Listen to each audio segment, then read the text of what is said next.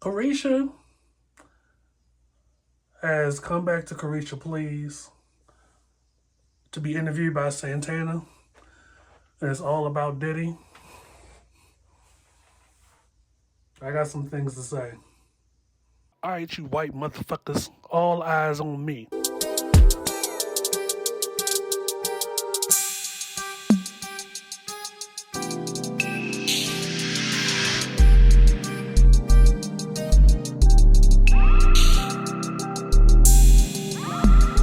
This is the I Refuse podcast. I'm back, motherfuckers. It's Mr. Fox, the I Refuse podcast. Sorry for we trying a different lighting. I know it's giving gorilla hostage situation, but that's not what's going down. Sorry I kept y'all waiting for almost 2 weeks. I had to process my grief from a family member passing. But I'm back. If this is your first time here, I'm Mr. Fox, the I Refuse podcast. How you doing? This particular video, we could talk about a lot of things because it has been 2 weeks. Season 5 of the I Refuse podcast is wrapped. Wherever you get your music, you can find the I Refuse podcast over there. Apple, Spotify, Overcast, iHeartRadio. It's 5 seasons of that is over there. I could talk about the Paris Olympics. I was outside the club. Still could discuss everything that's been going on. It's just so wild, but I'm going to save that for the Usual Suspects podcast. Again, you can find that at the same place. You can find us, the actual pod. Of course, the YouTube channel's here. We're going to save the Paris Olympics discussion for the Usual Suspects podcast. This video we're continuing in our Surviving Diddy series. If this is your first time here, this will actually be number 9 or 10 in the Surviving Diddy series on the YouTube channel. I have done at least 8 videos. I've talked about Surviving Diddy like 12 or 13 times between the YouTube channel here and the I Refuse podcast throughout season 5 over there, where you can find us. You should know by now. This particular video, we're going to be talking about Caresha. She's come out of hiding. She is crying. I watched the trailer just like the rest of y'all.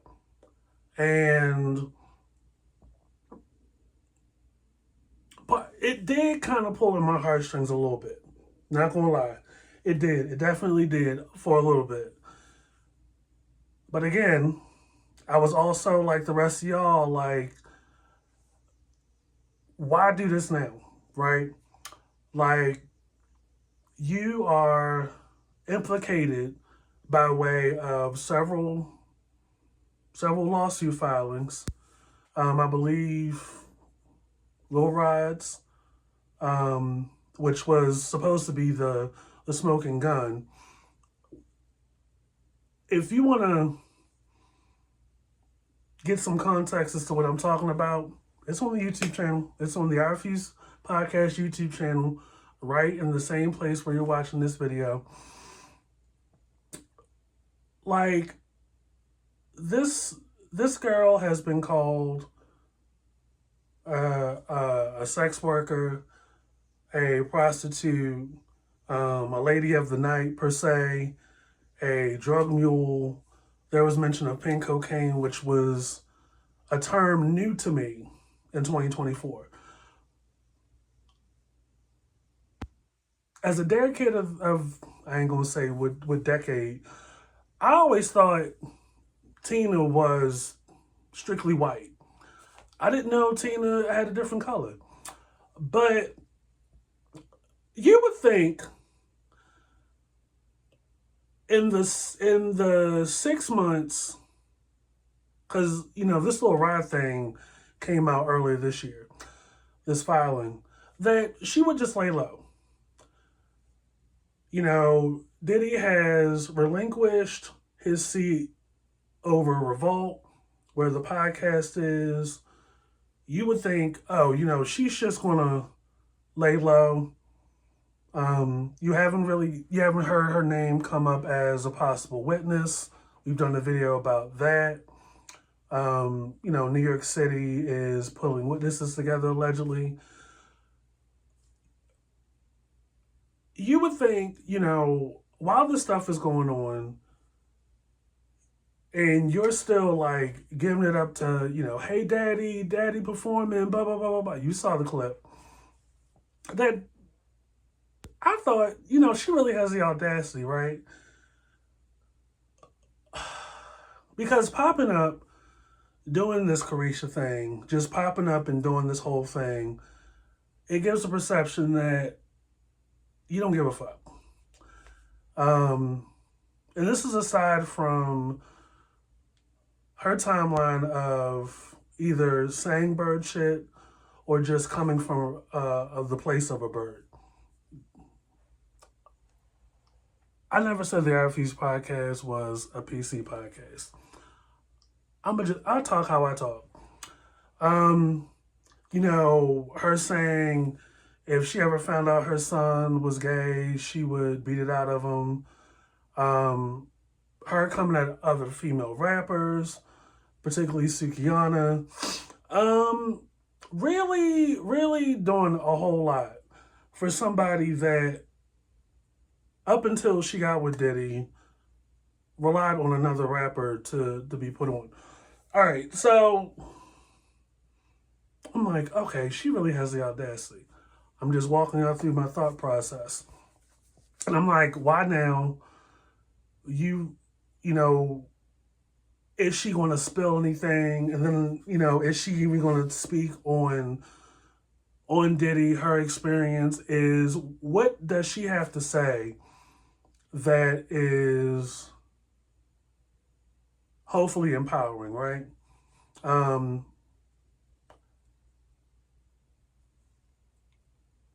Then I was like, okay, she crying. Is that real? Is she acting? Because in my mind, I'm like, you are party to some of this. I know we want to do away with guilty by association. What? What? So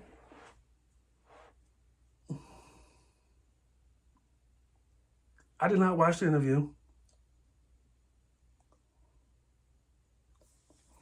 At this point, I'm personally not invested in what Caresha has to say. I and myself am personally in a space of, if you do not have an experience similar to what, you know what I mean? Like, Cassie has almost a decade of experiences, which she has given great detail in her filing. Kim Porter is dead, has passed away. There is a lot of darkness, revelations, some scary, spooky stuff surrounding this man. Whether or not these things are occurring while under the influence of some stuff is besides the point. If you're no longer with that man, good, you got out. I have no space. Like, it's like, if you want to get up here and say, my experience was different, which I believe she said, it's like, okay. Like, It's been 6 or so months. This man is laying low in Florida, allegedly. We've gotten the Homeland Security raid. A couple of his kids, his sons, are looped into this. If you got out, cool. If you're not with that man, cool. Um, that doesn't that doesn't require like a big episode or whatever. Because like I said, while it's not ultimately up to any of us outside the club as to your whether or not you're complicit or in this, um, I wouldn't even speak. Now, with that being said, the crux of this episode is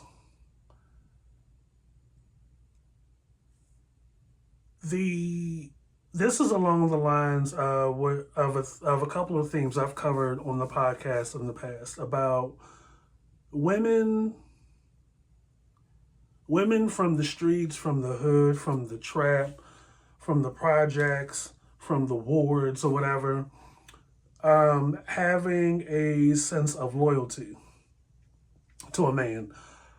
I started covering that theme as early as season 2 when Biggie's daughter and her baby father at the time, her baby father got in trouble. And she used $1 million to bond him out. Talked about that season 2 on the podcast on that side. Then at some point, I think I talked about that a lot with Cardi B and Offset cheating and all that other stuff. Like there's a certain degree of loyalty that women have, and it's like an unspoken street or G code or whatever that doesn't necessarily go away because they're a celebrity or they're in a different tax bracket than the rest of us. Um, and a lot of us out here are like, oh, she's stupid for that, and da da da da da da da da. In the midst of that, though, right, when it comes to Caresha, it's like, unfortunately, with social media and all the privilege it allows us into people's moments and lives and stuff, a lot of y'all out here have this sense of, well, entitlement. That ship has sailed decades ago, but we've gotten to a point to where you guys want some these people to appeal or appease to your level of gratification. It's like if this girl doesn't say something that's a jab to Diddy or is up to the line to what is all going on out here, that we can't even connect 2 or 3 dots.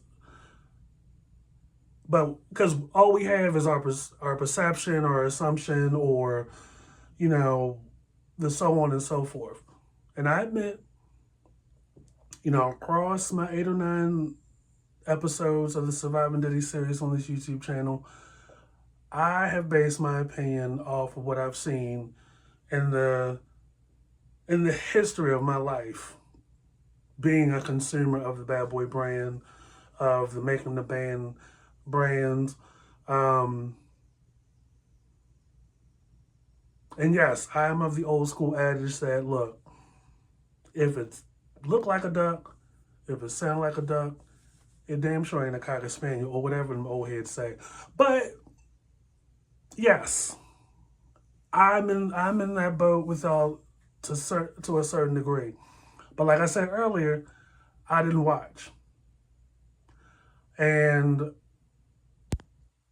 I feel like it wasn't even necessary for her to even, first of all, pop back out, um, and do the tears and the whole thing, because it's like, what are you trying to do? But I know some of y'all went over there to watch, probably went into it with some expectation that this girl should speak on Diddy. And 9 times out of 10, I'm willing to bet that she didn't speak a whole lot on him. She's speaking on her experience. And it's like, you know, if she did do that, okay, we'll just have to accept that, okay, her experience was not like Cassie's, was not like Kim Porter's. And, this day and age, I'm like, okay, you got out alive. Thank goodness. Um, because there's no telling. One thing is clear in my perception and watching, talking, discussing all this on the YouTube channel is that this man has another side. Some Scorpios do. And it's a life of a balancing act. You have to counteract publicly against the perception that's been put out there negatively about you.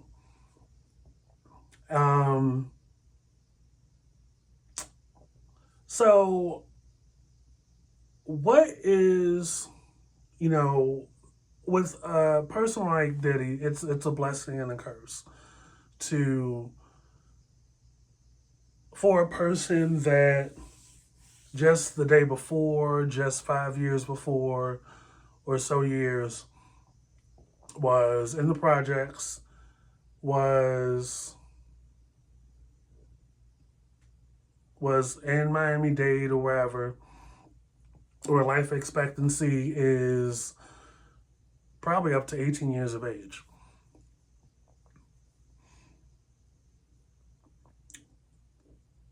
It's not lost on me that Caresha has benefited greatly from her association with Diddy. 6 to 10 times over. And unfortunately, with a person like that, there could be a lot of confusion for the other person. Like, how is it that this person that she laid up with is like this, and I've experienced that. And Caresha's case, it didn't help that she was tweeting some rather foul stuff about the other girl that was listed, who I believe was 50 Cent's baby's mom. I think her name is Dominique Joy, something like that. Talking about, I bet daddy will make you get down on your knees and eat the box or whatever. And it was like, oh my God, that probably doesn't help her case, because it's like, you are, first of all, you are one to talk. And secondly, it's like, that further pushes the assumption that you are a party to all of this stuff that's listed in this guy's lawsuit. So for her, I got a sense of loyalty, which I said that's a G code thing, and she, at the end of the day, was doing a lot of stuff to maintain her position. Like, I can't knock her for, if I was in that position, I would have been proving my loyalty, right? But it's also a curse, because for the rest of us outside the club looking at this stuff, it's like, it's looking like you know and see more. And now that your meal ticket has it may be going under, you want to come back to the podcast and do this whole thing.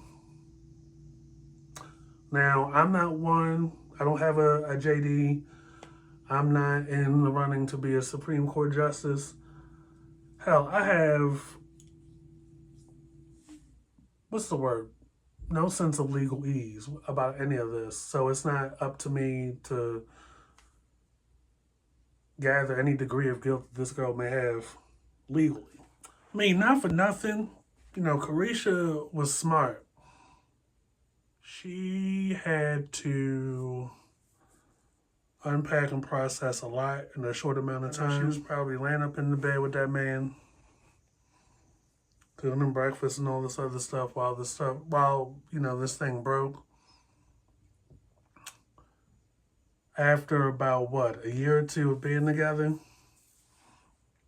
And then on a mental and psychological level, she had to navigate confusion.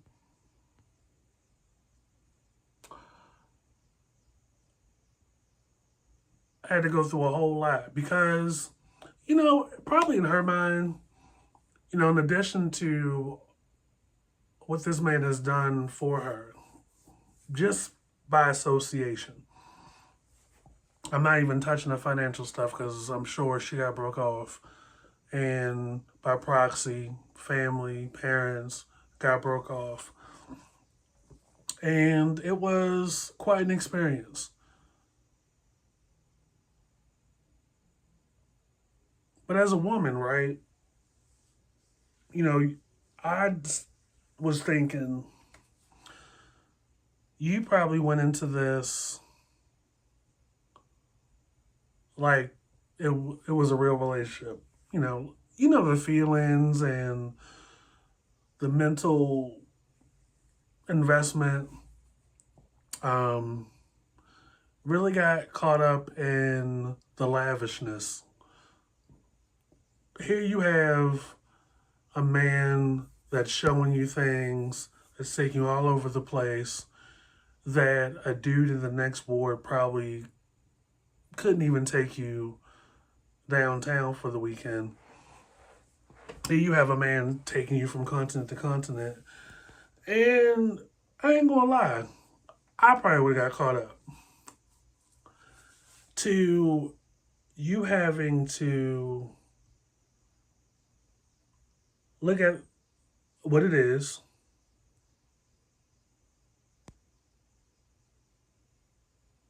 look at the other women, the big elephant in the room, which is Cassie's filing, and other stories and other narratives, and you're like, damn, I'm gonna have to separate from this.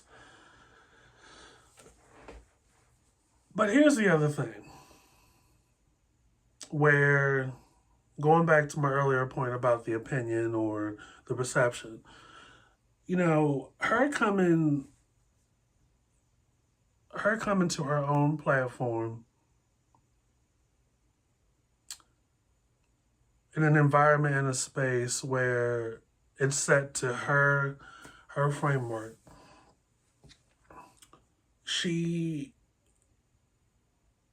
It was smart for her to do just that. Like,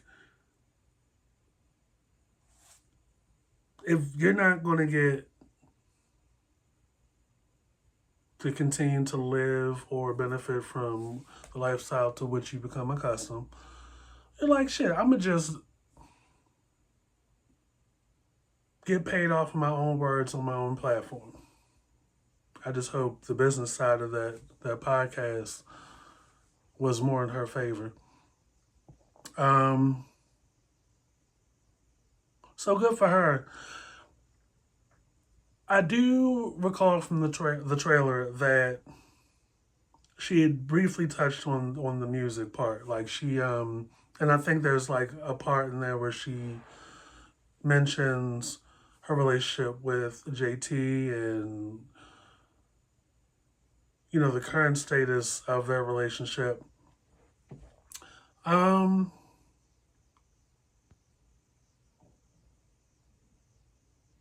the label shelved her stuff.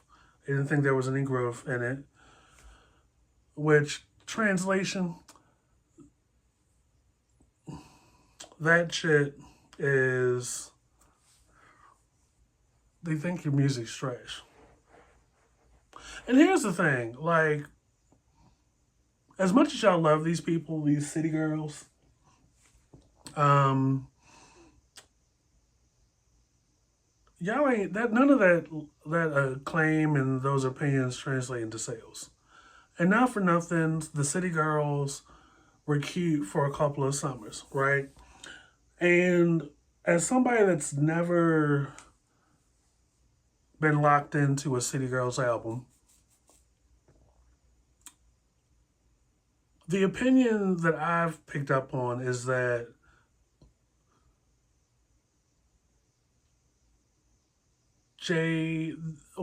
somebody out here said that one of them is the better rapper while the other one is the stronger personality or something.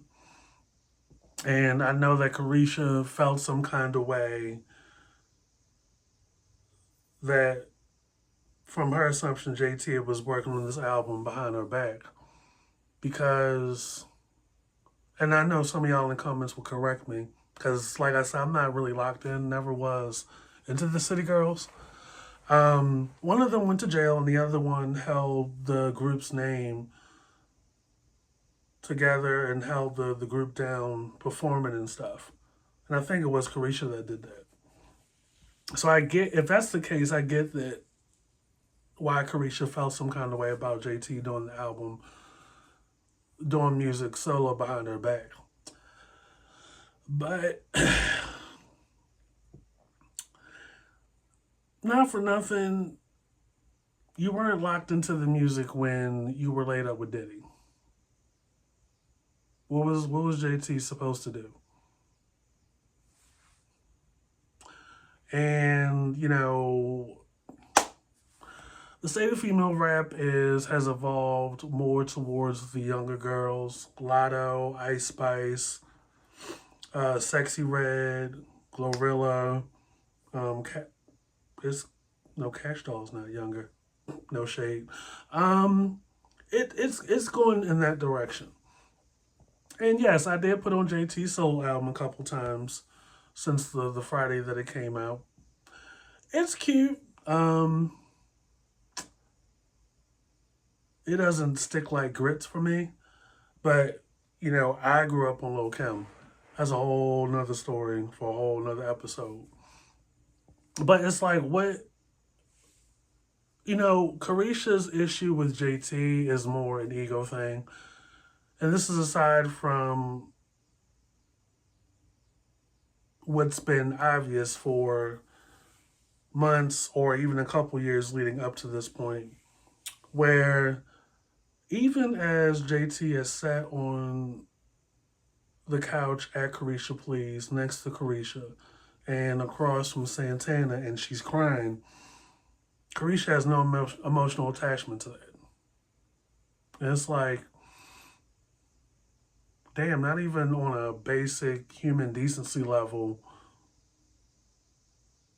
is there a reaction to that.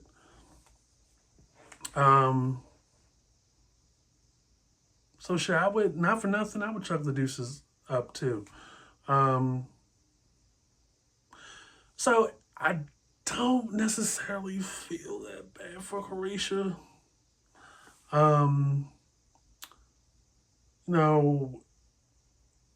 If it was me, and maybe she'll do this moving forward, I would put 100% of my energy into Caresha Please, the podcast.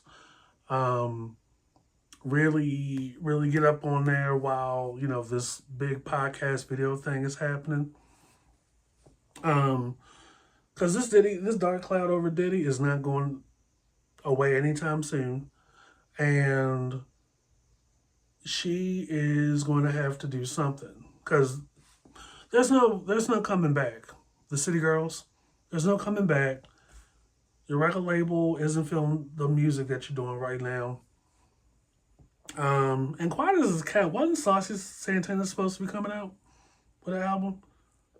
How long ago was it that he had mentioned that he and Lil Nas X did a song together? Or they were trying to work together? How long ago was that?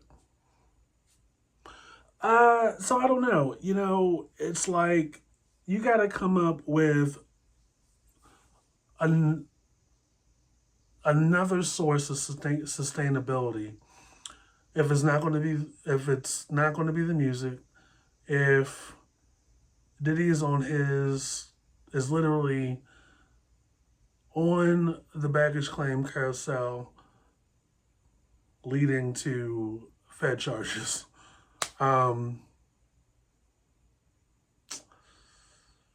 So Caresha, please, it is. I hope Caresha has benefited greatly from coming out of hiding to come back to our podcast and using that platform to speak her say. I wasn't expecting her to add more shit on Diddy. That's not how I roll. If your experience is different than that of Cassie and Kim's and Misa and the studio girls or whatever, then so be it. I'm glad she got out and she's alive and well. There are no issues. There's nobody popping up to intimidate her. I hope she gets the therapy and the psychological help. Because, there are different levels to abuse and different levels to toxicity, right? A man does not have to physically lay his hands on you to hurt you. Going back to what I said about the confusion part, when you get to that part, you don't outwardly think of it as a lie. It's like there's something not sincere about this. And you look at tomorrow like, damn, will there come a time on the horizon where I experience what Cassie experiences? Or did I evade what could have possibly happened because I too am a celebrity? I too am a brand. I too have a known face. Thus, this known face can't be touched and brutalized. You can't hide me on private flights to the doctors and private flights to the plastic surgeon to get stuff done. You can't hide me like you can do Cassie. Even that headspace is scary to be in. When you think about it. Cassie is an innovator. Is still my hero. Is still my heroine. I'm glad Caresha got out. She is one of a rare few that has survived Diddy. And this is Mr. Foxy I Refuse podcast with a new episode in the Surviving Diddy series on the I Refuse podcast over here on the YouTube channel.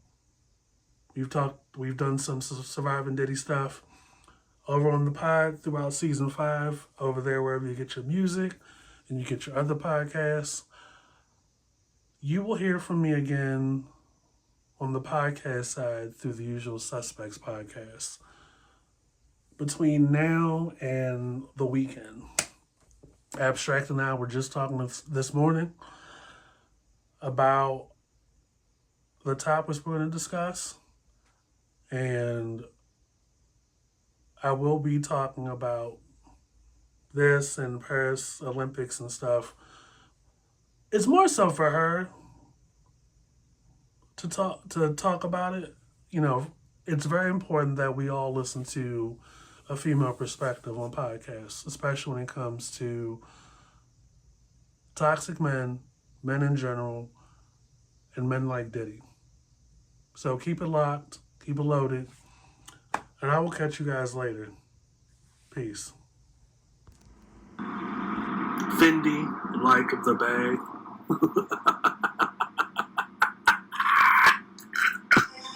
This is the I Refuse podcast.